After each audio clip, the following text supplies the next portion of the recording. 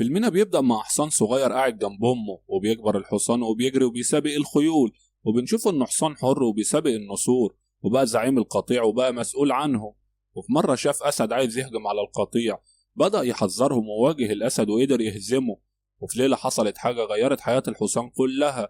شاف الحصان مجموعة من رعاة البقر وحاول يتعرف عليهم لأن دي أول مرة يشوف فيها البشر، لكن رعاة البقر صحيوا من النوم وحاولوا إنهم يمسكوه لكنه قدر يهرب منهم وراح للقطيع علشان يحذرهم، وكمان قدر يشتت رعاة البقر علشان يبعدهم عن القطيع، لكن في النهاية قدروا إنهم يمسكوه بالحبال.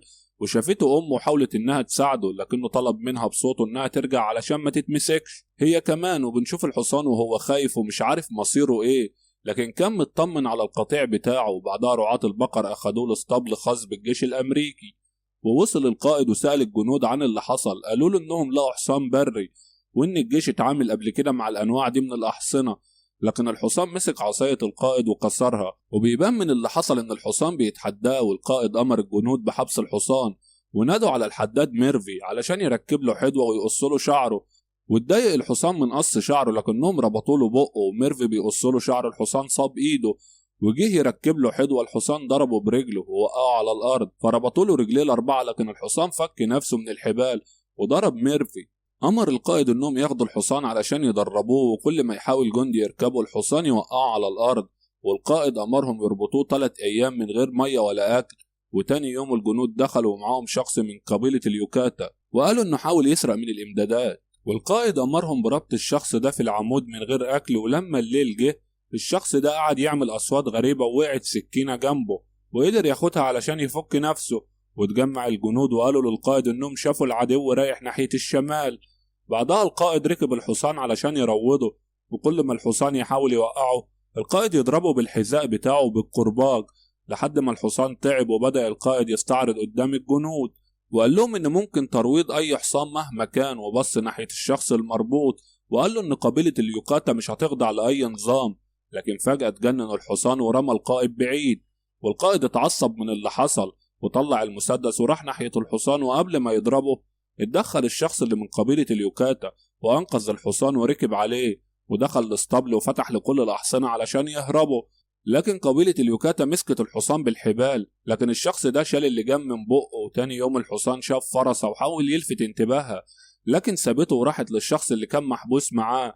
بعدها حاول الشاب ترويض الحصان لكن الحصان هجم عليه، لكن الفرسة دفعت عنه.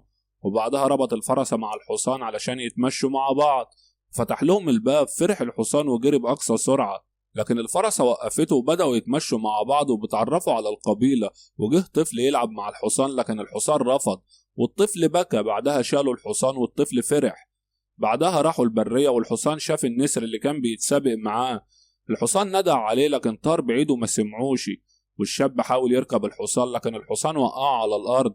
وضحك عليه شابين من القبيلة لكن الحصان جري عليهم وخوفهم، ورجع الحصان للشاب تاني وعرف الشاب ان محدش هيركب الحصان ده، وفتح الباب للحصان وقال له تقدر تبقى حر دلوقتي. ودع الحصان الشاب وجري بعيد، وبيروح للفرسة رين علشان يطلب منها تروح معاه للقطيع لكنها رفضت. بعدها شافوا الجيش الأمريكي وقرر الحصان ورين انهم يرجعوا علشان ينقذوا القبيلة، لكن القائد ضرب الفرسة بالنار ووقعت في الشلال هي والشاب، ونزل الحصان علشان ينقذها وقدر يخرجها من المية. وفي الآخر الجنود قدرت تمسك الحصان وسابوا الفرسة علشان بتموت، وخدوا الحصان وحطوه في القطر جوه عربية خيل. وفضل الحصان حزين بسبب اللي حصل للفرسة.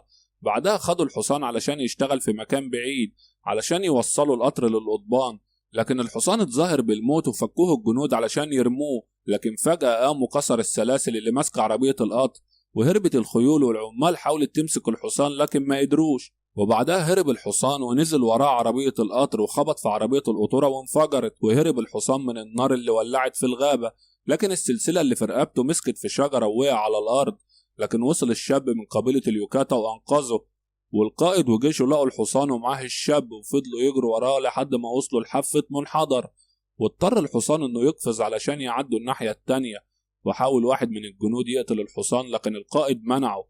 وفرح الحصان والشاب، وركب الشاب على ظهر الحصان لأول مرة وراحوا قبيلة اليوكاتا. ولما وصلوا الحصان كان حزين جدا لما افتكر رين لأنه افتكرها ماتت، لكن صفر الشاب وظهرت الفرسة. وفرح الحصان لما لقاها لسه عايشة. بعدها الحصان حضن الشاب وقال له الشاب إنه هيوحشه جدا، وقرر يسيب رين تروح مع الحصان، وبيقدر الحصان يرجع لبيته والحريته اللي استحقها. ولحد هنا بينتهي فيلمنا. لو حابب تشوفنا تاني اعمل اشتراك في القناة وما تنساش تعمل لايك للفيديو، واشوفك الفيلم الجاي. سلام يا عم.